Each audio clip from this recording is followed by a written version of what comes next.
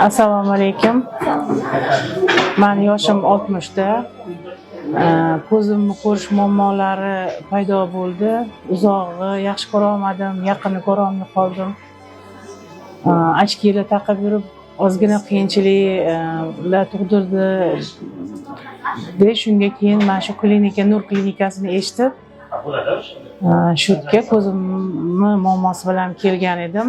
Bu yerdagi vrachlar, shifokorlar juda ham muomalali, qizlar ham hammasi juda ham yaxshi iliq kutib olishdi. Meni Odilbek Ibragimovich Kuryazov vrach operatsiya qildilar. Oldin o'ng ko'zimga, keyin o'ng ko'zimga gavharni alishtirdilar. Hozir mana shu kunda ko'zim juda ham yaxshi ko'ryapti, uzog'i ham, yaqinni ham. Mana shu klinikani hamma xodimlariga kattakon rahmat aytaman. Ishlarini rivojini bersin, omadligini bersin. Hamma kasallarni og'irni yengil qilib, chiroyli ko'rishi, dunyoni chiroyini lazzatlanib ko'rishiga yordam berishayotganlarga hammasiga rahmat, ishlariga omad.